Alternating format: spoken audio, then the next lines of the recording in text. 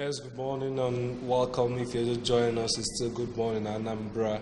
And we're rolling it already. We've started with the newspaper reviews for this morning and now want to start the countdown officially, the countdown to tomorrow's D-Day. It was postponed the other time and we are now looking forward that the presidential and National Assembly elections will be holding tomorrow. Welcome again. I am David of Opasole. And I'm Jama Uche. We welcome you. Do join us as we count down. Yes, and join us in the studio to count down officially is Associate Professor Ifeanyi Ike, Senior Special Assistant to Governor Obiano on Political Matters. Welcome. Thank you. Good morning, viewers. Lend us your ears. Thank you.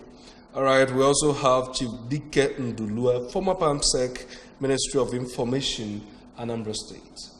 Thank you very much, Engineer Dike Ndulue. Okay, Engineer Dike Ndulue. Okay. All right, let me put it this way. We've talked a lot about the postponement, and tomorrow is finally the election day. How do you feel? What's the tempo around you? What's the things you're seeing ahead of tomorrow? Maybe let's begin from that. Prof. Okay, actually, the tempo around surrounding the issue of this very election, actually, I wouldn't say is the best. But all the same, we've been told by INEC chairman of the reasons behind the sudden and abrupt postponement.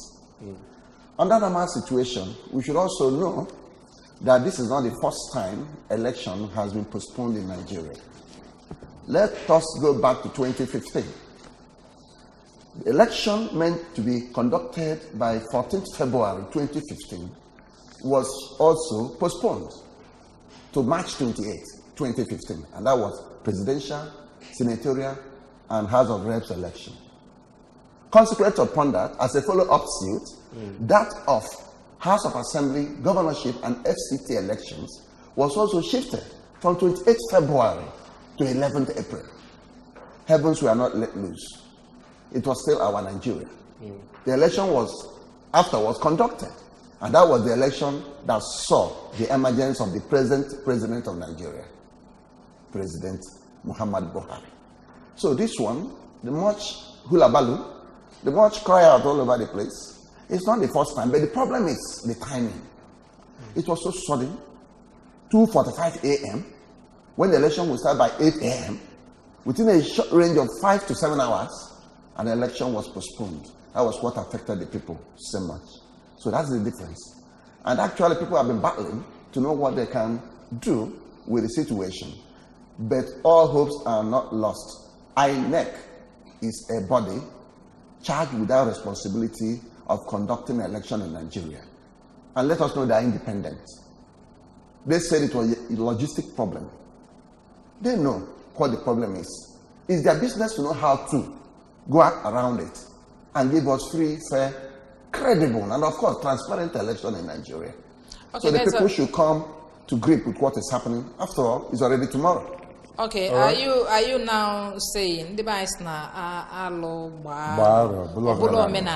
you now saying that we should learn to live with postponement election as part of the system, as long as general elections are concerned in this country? Postponement is not ideal. That's not what I'm preaching. What I'm saying is that circumstances can warrant postponement. But what is more important is free, fair, credible election. They said they had logistic problems. And they gave instances of what the logistic problems were. For instance, let me take that of Resident Electoral Commissioner of Akwa Ibom, Mike Igini. He appeared on some channels, television, Sunday program. He gave plethora of problems that culminated to the postponement. He mentioned the issue of political parties primaries that had hiccups. And INEC was joined in a lot of issues in court. And INEC had 640 cases. And 14 court and orders. They never knew until 3 hours to the election. That's what I'm Let's trying come to to say. you, Engineer. You know what I'm trying to say that? Let me tell you, sometimes a body may have problems. It's their duty to let the people know this is our problem. All right. Okay. Yes. Okay. Let's move ahead. the word logistic is a broad spectrum word. And if INEC is on top of their game, they should be specific on what actually prevailed or made them to postpone or reschedule the election. What do you suspect? Obviously, I think the house, that is the INEC house, is not in order. And not being in order means there are a lot of foreign or external interventions, not foreign, external. That was for last week. That was for last week. Do you still think the same this week? For this week, they will be doing a house and fence mending exercise. A fence and house mending exercise in order to convince the average Nigerian that they're doing well. There is no doubt that, from what my colleague said, it appears we are trying to make a culture out of postponement, to the extent that the head of an establishment empowered to conduct election with brazen impudence can look at the country on the face and tell lies. Because if he told us by 7 in the night in question that he's ready to run, and we all accepted that, and somewhere along the line, at 2, when good Nigerians are all asleep, waiting for the next morning to go to the polls, he got up from sleep and then told us that it's not possible. I was actually awake that night, so on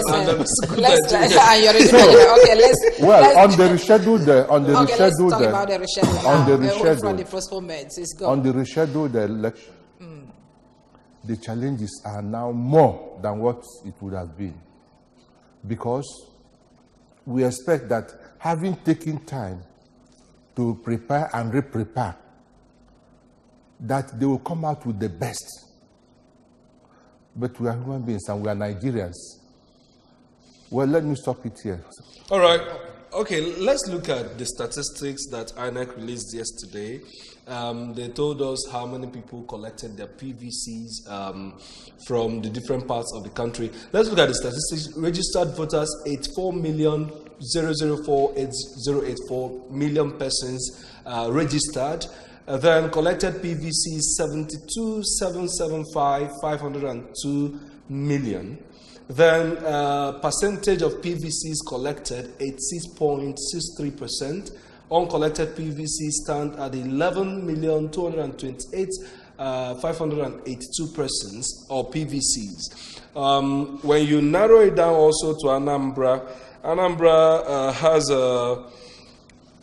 in Anambra State we have 2,447,996 PVC registered persons, and then collected PVCs at 2,071,714 persons. That's giving you about 84-point-something% of the total collections. As we look at Anambra and Nigeria in general, Prof, what would be your analysis of these statistics we saw from INEC? Do you think the collections were a good one? It shows that, is it showing that Nigerians are ready to vote this time around? To me, that statistics is appreciable. Appreciable in the sense that 86 collected, 11% did not collect. It's an appreciable. Even if you plug it statistically, it will give you a good fit that majority of the people are aware and majority of Nigerians are willing to vote. I think the margin shows something. But remember, the problem with Nigerians is that they just want to have the PVC card for certain economical reasons. They don't care again after just getting it. To vote is not their concern. Some don't even go there to ask for this PVC. They will be begged by INEC. They will be begged by their colleagues, politicians. Go and collect it. Some will not even come. Some don't even care. But this time around, you can see the majority of them thronged to INEC offices, waited in their communities to make sure that they collect these PVCs. So I think we are growing. Awareness is increasing. So I think it's appreciable data or statistics. we have now. For Anambra or the whole of the... For the whole of the country. All right, the awareness increasing. Engineer, yes. Do you also have the view that there's a probability that the number of people who collected these PVCs might not be the number of people that will be seen at the voting cubicles tomorrow? Obviously. Because between yesterday and today, and between today and tomorrow, some may have expired. But that is an aside. Okay. Some cars expired. Oh. That is the mice. Okay, some people died. Okay. Yes. Okay. So, though you don't take that into consideration. But there is something that happened yesterday, and I prayed it had started much earlier. Okay. Those who were to travel, and I think it's still applicable today, from different towns, like from Abuja to Oka, they were given 50% discount. By transport companies? By transport companies, by transport owners. And it was very impressive. As long as you have your PVC, you get that consideration. So you can imagine, instead of paying 8,000 naira from Abuja, you pay 4.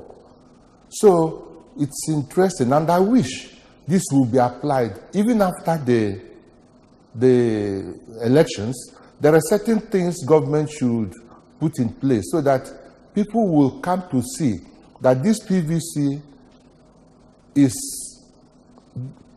collected by those who have gone to apply for it and used, not only just for elections, and used. Because I want to go for a burial or go for something else, and then I show my card and you give me a rebate, and I enter your bus and go without going to vote. Okay, so that's the most important thing. So I believe that we are of age. We will do the best, but again, he who pays the piper dictates the tune. So the candidates must be up and doing. Their body language matters a lot. So are you seeing where we at least have close to 60 million persons or 65 million persons out of the 72 million voting tomorrow? Will it still make a credible election? Yes, I think people are more concerned now. Unlike if we had this election last week, it wouldn't have been as... because people would have gone back, believing that with all the hell and brimstone fire, people, some campaigners are flying, that it will be mayhem. But now people have come to see that what they are being told is use your card to make your decision. So if you vote wisely, you live happily thereafter. Okay, but I want to throw that question back to you again. Because considering what happened last week, do you think we're going to have more voters this week than we would have had last week? Well, bringing into focus my own aspect of proclivity, most people were disenchanted with that postponement. Even though there was clarion call from the press that people should stay back and make sure they exercise their franchise tomorrow. But I know most of them felt that it was a kind of gimmick. That's the way people feel when issues like this come up. And some came back from a long journey to cast their vote in various communities. And most of them traveled back. And I bet you some may not be back to vote. Yes. Then, but it would have been, there was a tempo of that first election. It would have swept across with a very high tempo. Awareness was created through the media. People were ready to move in for that election. And the timing of the postponement was just absurd. That was the problem. So this time around, some of them Nigerians will say, I'm sorry, I came from Lagos to the community. My business is suffering. For 1 week, I will wait. Let me go back and do my business. We are going to lose such voters. But some would say, if it's a gimmick, let us see the end of it. We will come back and still do this vote. So that's the issue. But by your analysis, do you think the people that will be coming back to see the end of the issue will be more than the people who will be staying back? That is a very difficult question. Because that is if you are analysis, I cannot actually substantiate. Yes, but at least based on what you are seeing on ground, what will be your take? Well, like what my colleague said, I watched the network news yesterday. Some people were encouraged with a transportation cost discount to move from Abuja to various locations. That is what I believe we encourage a lot of people. Whereby about 4,000 or 3,000 naira were deducted in your transport fare. Most people will actually be encouraged to come. All right, let's take someone is joining us in the studio. Hello, good morning. Hello? Good morning. Good morning. Please, can you lower the volume on your TV set? Hello? Hello, good morning. Okay. Please, okay. When you call us, lower the volume so that we can hear you. You also hear us at the same time, and when communication. So as far as still looking at the turnout tomorrow, I know that over the years, the major problems we'll have during this kind of election is what they call voter apathy. Okay? And some people will say, my vote will not count. Some will say, elections have been rigged, results have been written, whether I vote or I don't vote, it doesn't make any difference. So what do we do? What do we do as stakeholders, at least to encourage our people to come out tomorrow and cast their votes? I'll start with you. The fact remains that voter education, which should have been extensive and detailed, I didn't see it take place. The highest point they've taken that to is just how to fold your voter's card. Not voter's card, but the polling paper. But there are other details. How do you thumbprint or first fingerprint, as it was related later? What of the card reader? When you press query on the card reader, what figure would it give you? If you have 0000 zeros, then it is clean. But if it is preloaded, how would the voter know that this reader is preloaded?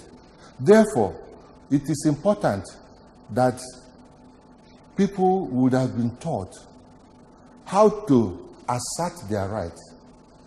If this card reader is not zeroed or nailed, how is it going to be done? Why would that be used? Something that is preloaded, which means...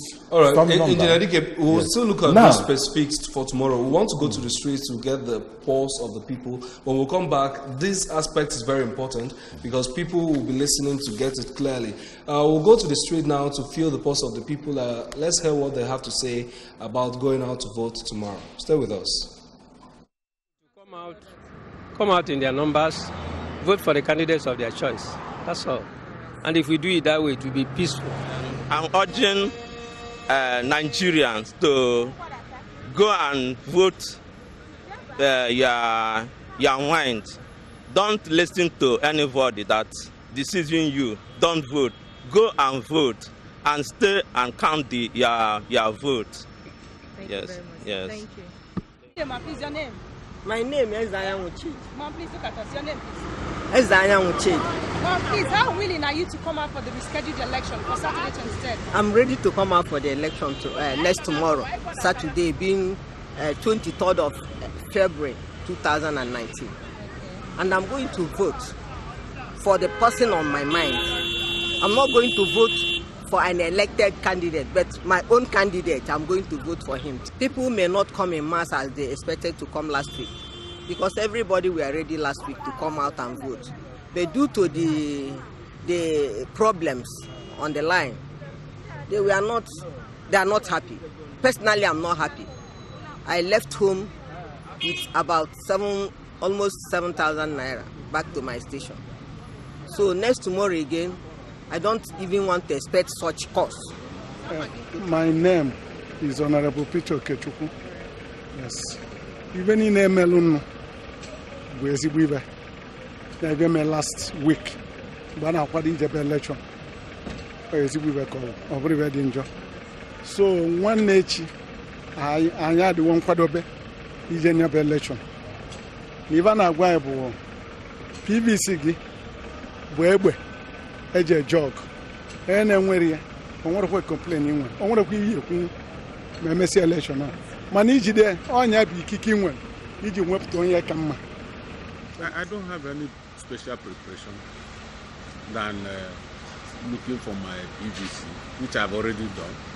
I have it handy. On Friday I will travel, ready to go and exercise my franchise. I know a lot of Nigerians are eager to go to the polls, now express their will in the ballot boxes. So my advice and expectation is that everybody goes to his or her polling unit and now decide wholeheartedly who he wants to pilot the affairs of the country. I feel that this time around they are down 100% ready to conduct the election to give the good people of Nigeria free, fair election. So we expected a positive result. There will be no violence. We should not give up. We should keep on praying because prayer is the only solution to Nigerian problem. Nobody can do anything without the prayer. It's only God.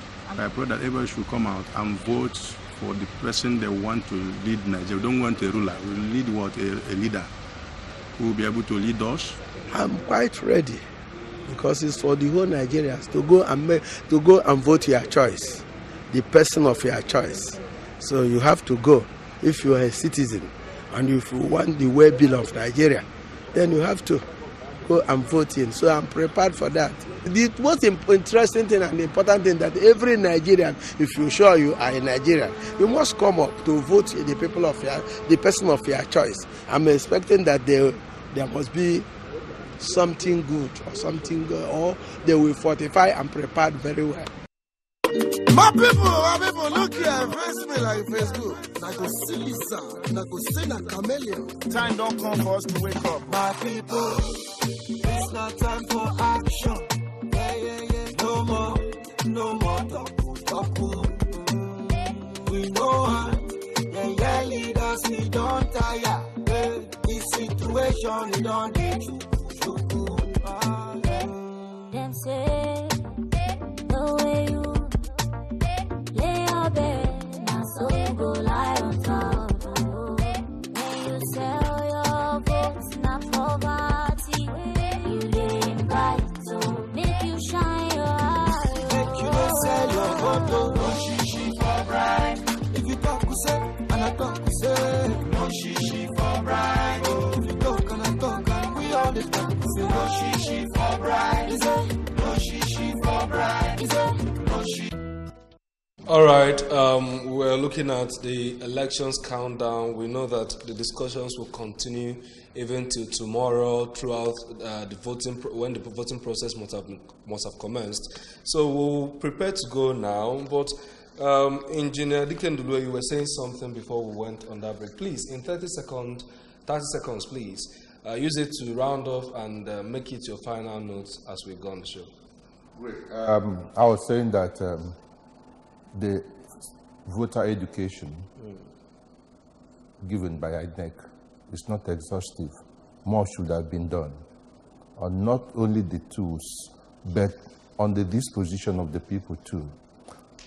Then secondly, I want to observe that if we had this election postponement in 2011, 2015, and now we are having it in 2019, it has become a very bad tradition, which should be jettisoned from our body politics. Especially, of course, it shows unproductive economy, because if our economy were to be productive, one day, out of, for any reason, will impact negatively. We've had 2 public holidays, as it were, for an election that should have taken place seamlessly, and so many closures of schools. So the embarrassment is so gigantic, it's so huge. Okay, that let's just have a good election tomorrow. We should, maybe that those who are resolved to vote, that's why I said we'll still vote. Right. Those who are not determined will hold on to this flimsy reason, not flimsy reason, but the serious reason that is being postponed, and they are economy, their personal money cannot go for that. Thank you. Prof, in 30 seconds, your last one. Okay, but I have to react to the issue of how voter education would have helped us. I know campaigns ended by 12 midnight yesterday, but I recall that during that campaign period, some parties like APGA, APC, SDP, PDP, they were telling the people that when you say the card reader, ask the operator to press query, and when you press that query, 00 will appear. If you press query and there's no 0 there, you see any other number like 700, 1000, that means it has been pre-coded for rigging. People were saying it during campaign, and also people were told, come out by 8 o'clock, and this is a special kind of voting. As you accredit, you vote. All right, thank you, Professor. And the policeman will be at the back of the last man by 2 o'clock.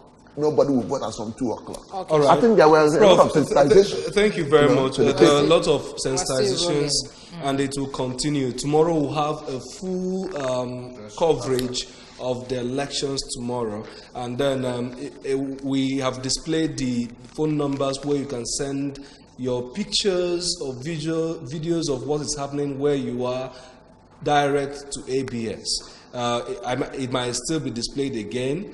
You can get us and make calls, give us live reports of what's happening. Our reporters will also be in the field in all the polling booths across the state. So stay with us as we continue in the discussion. Oh.